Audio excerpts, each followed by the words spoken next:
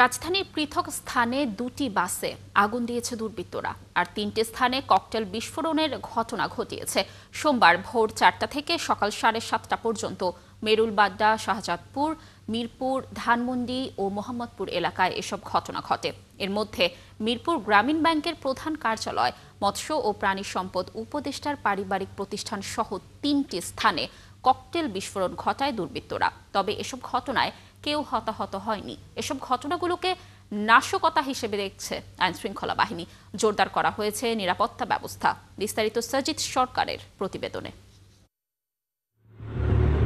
সোমবার ভোর 4:30টার দিকে মিরপুরে গ্রামীণ ব্যাংকের প্রধান কার্যালয়ের সামনে দুজন ব্যক্তিকে মোটরসাইকেল নিয়ে দাঁড়িয়ে থাকতে দেখা যায়। কিছুক্ষণ পর একজন মোটরসাইকেল থেকে নেমে পরপর তিনটি ককটেল নিক্ষেপ করে। এতে ভেঙে যায় ব্যাংকের অভ্যর্থনা ফটকের একাংশ।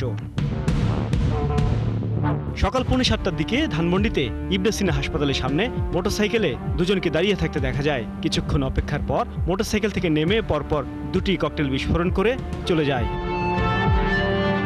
একই কায়দায় আরেকটি চিত্র দেখা যায় রাজধানীর মোহাম্মদপুর স্যার সৈয়দ রোডে মৎস্য ও প্রাণী সম্পদ উপদেষ্টা ফরিদা আক্তারের পারিবারিক ব্যবসা প্রতিষ্ঠানের সামনে সকাল 7:10 দিকে হেলমেট পরিহিত দুই মোটরসাইকেল আরোহী পরপর দুটি ককটেল বিস্ফোরণ ঘটায় প্রতিষ্ঠানটিতে।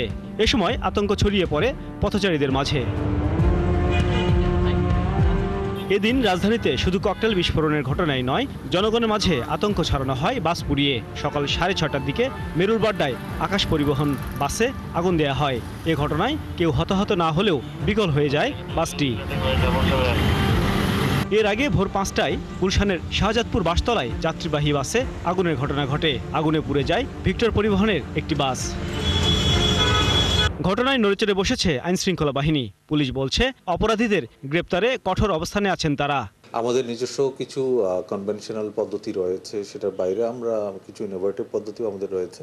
তো আমরা ঢাকাবাসীর জানমালের নিরাপত্তা নিশ্চিত করা, সেটা আমাদের মূল প্রায়োরিটি। সেটা করার জন্য আমাদের পক্ষে যত যা করণীয় সেটাই আমরা করব। জনগণকে আমরা একটুকু আশ্বস্ত করতে চাই, আমরা আপনাদের পাশে আছি এবং এটি নিয়ে হয়তো কাতর্কিত হবেন। প্রত্যেকটি ঘটনায় আলামত সংগ্রহ করেছে পুলিশ। অপরাধী গ্রেপ্তারে অভিযান চলছে বলেও জানান তিনি। এই ঘটনাগুলোর পিছনে কারা জড়িত তাদেরকে শনাক্ত করার জন্য কাজ করছি।